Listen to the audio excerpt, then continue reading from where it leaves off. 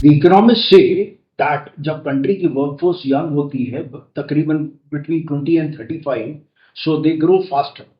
This happened in South Korea, in Japan, China, और इसको वो लोग कहते हैं डेमोग्राफिक डिविडेंड. हमारा देश इज लकी, हमारे पास वर्कफोर्स है which is almost 65% of them are between the age of 20 and 30 who can take India ahead. लेकिन जब हम क्लोजली उनको देखते हैं तो अनफॉर्चुनेटली वी फाइंड ये जो डिविडेंड है हमारा, ये सैंडविच्ड है in a brutal mismatch of aspirations and it is confused and direct. एक साइड तो है उनके वो एवेन्यू जहाँ पे वो एवेन्यू श्रिंक हो रहे हैं, स्किल्स उनकी हार्नेस नहीं हो रही हैं.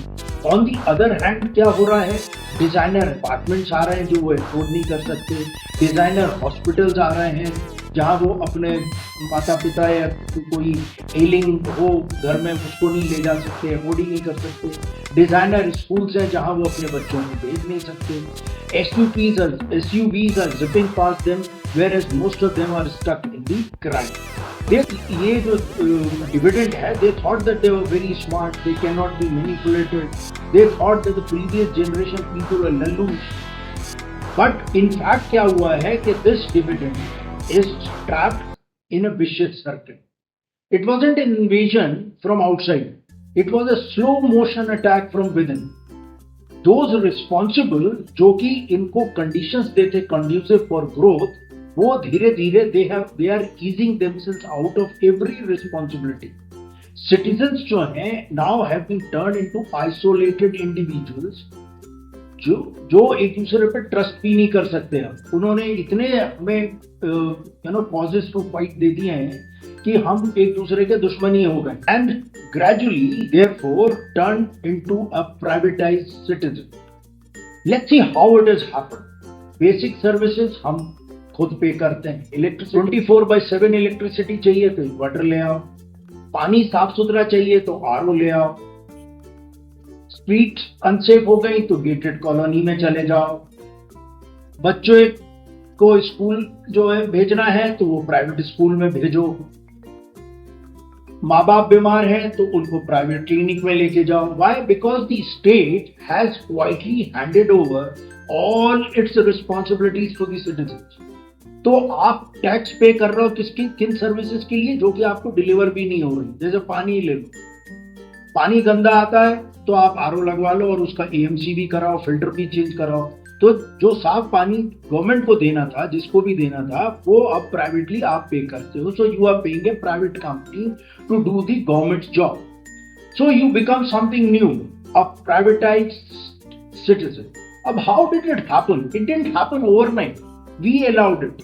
What we did was, जो पुराने इकोनॉमिस्ट थे अमर्त्य सेन, मनमोहन सिंह और इत्यादि, उनको हमने डिस्क्रेडिट कर दिया. उनको हमने बोला ये ओल्ड फैशन्ड हैं और ये इंडिया को ग्रो नहीं होना देना चाहते, अनशैकल नहीं होने देते. वी gleefully enjoyed जब इनका ह्यूमिलिएशन हो रहा था. वी वर टोल्ड कि इक्वालिटी जो है वो इम्प्रैक्टिकल है, यूटोपियन है, अननेसेसरी है. You can not make the rich poor. And if you do so, country will not grow. You need big industrialists, big entrepreneurs. Yes, we need them, but not उन लोगों को जो कि political affiliation से या corruption से बड़े industrialist बन गए. And slowly, the idea of growth with social responsibility and equality was sidelined. They didn't fix the system. What they did is they replaced it with what? Designer schools, designer hospitals, designer apartments, designer lives. And they told this dividend, the privatized citizen, कि if you can't afford it, that's your problem. Keep running. Now, एक पल को ये सारे slogans जो हैं, make in India, make for India, विकसित भारत, ये साइड में रखो. Open the ledgers and see 90% of Indians जो हैं, about 82 crores are earning less than 24,000 per month. 15 lakh से ऊपर कमाने वाले मुश्किल से 1 से 2% है. 6 लाख प्लस अर्नर्स जो हैं 5 से 8% है. और ये हमें वैसे ही पता लग जाता है जब हम पर कैपिटा इनकम देखते हैं. यूपी, राजस्थान, MP, इनकी पर कैपिटा इनकम है जस्ट 1,09,000 to 1,60,000 पर एनम, मतलब 10-12 हजार पर मंथ. और बिहार की तो उससे भी कम है, 7,000 रुपए पर मंथ। अब people in my circle of my class would say कि यार मैं एक्सेजरेट कर रहा हूँ। वो पॉइंट करते हैं, देखो कितनी बड़ी बड़ी गाड़ियां सड़क पे घूम रही हैं, एसयूवीज हैं और फ्लाइट्स पूरी फुल जाती हैं। Yes, India is speaking rising, yes, but only a tiny percentage, 1 to 2%। और ये 2% भी जो है 144 करोड़ का बहुत होता है। और ये जो 2% है, that is sitting on a 90% base, जो बेचारा 24,000 रुपए पर मंथ और 50,000 रुपए पर मंथ कमा रहा है। Now look at the table also, it will tell you, data जो है वो कहीं छुपा नहीं सकते आप। इवन ई श्रम पोर्टल पे जाओगे तो वहां जितने रजिस्टर्ड लोग हैं उनकी इनकम, जो एवरेज इनकम 10,000 रुपए दिखाते हैं। ये तो गवर्नमेंट डाटा है। Salaries stagnant, quality of life declining, jobs available हैं लेकिन उनकी क्वालिटी नहीं है, लॉ एंड ऑर्डर क्वेश्चनेबल है, managing a family is becoming a struggle for a man जो 50,000 रुपए पर मंथ कमा रहा है। लाइफ उसके लिए बहुत आसान नहीं है इस देश में। It's a seat, rent, EMI, school fees, vegetables 50 से 100, 80 से 100 रुपए किलो, मिल्क 50 से 60 रुपए किलो पर लीटर।